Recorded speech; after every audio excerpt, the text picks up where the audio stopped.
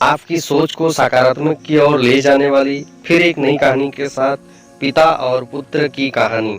दोस्तों, ये जो कहानी आज आप सुनने या देखने वाले हैं, ये बताती है कि सफल होना ही काफ़ी नहीं होता, बल्कि सफलता को अगर बरकरार ना रखा जाए तो हमारी गिरावट तेजी के साथ नीचे की ओर आता जाता है। एक बहुत ही प्रसिद्ध मूर्तिकार था, बहुत ही सुंदर मूर्ति बनाता था। वो चाहता था कि उसका बेटा भी उससे बढ़िया मूर्तिकार बने और यही हुआ। जैसा कि उसने सोचा, वो भी मूर्तिकार बन चुका था।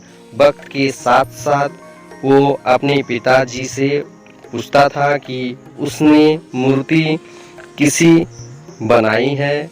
उसने पिता हर बार उसकी मूर्ति में कोई ना कोई खामी निकाल देते थे, लेकिन वो पिता की बात मानता गया और अच्छी से अच्छी मूर्तियां बनाने लगा। एक समय ऐसा आ गया कि वो पुत्र की मूर्तियां पिता की मूर्तियों से ज़्यादा सुंदर और अच्छी है, लेकिन अब भी उसके पिता उसकी मूर्तियां में कमी निकाल ही देते थे। उसके सब्र का बांध टूट चुका था और उसको अपने आप पर अभिमान था कि वो पिता से बेहतर मूर्तियां बनाता है। वो झल्ला गया उन पर।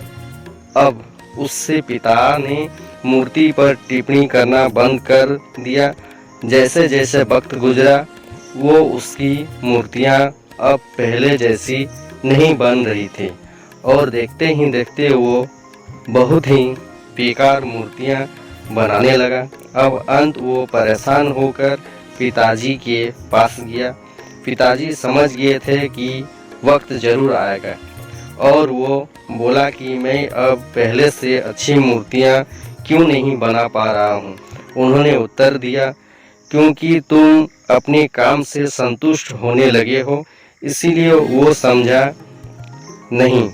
पिता ने कहा, जब तुम्हें लगता है कि तुम बहुत अच्छी मूर्ति बनाते हो और इससे अच्छी ही बना सकते हो, तो आगे बढ़ने की संभावना काफ़ी कम है। हमेशा वही इंसान सफलता को आगे ले जाता है जो यह सोचता है कि कैसे मैं और भी ज़्यादा अच्छा कर सकता हूँ। तो वो बोला कि आपको पता था कि ऐसा टाइम आएगा, तो फिर आपने मुझे ये बताया पहले क्यों नहीं? बताई। उन्होंने जवाब दिया कि मेरे साथ भी ऐसा ही हुआ था। मैं भी नहीं समझा जब तुम्हारे दादाजी ने मुझे समझाने का प्रयास किया। कुछ बातें प्रयोग से ही समझ आती है, यही जीवन की सच्चाई है। और फिर वो अपने पिता द्वारा दी गई सीख अपनाते हुए अच्छी से अच्छी मूर्तियां बनाने लगा। दोस्तों, मुझे पूरी उम्मीद है कि आपको ये कहानी अच्छी लगी होगी। आपका मूल्यवान समय देने के लिए दिल से आपका शुक्रिया। अगर आपको हमारी कहानी अच्छी लगी तो चैनल को सब्सक्राइब करें।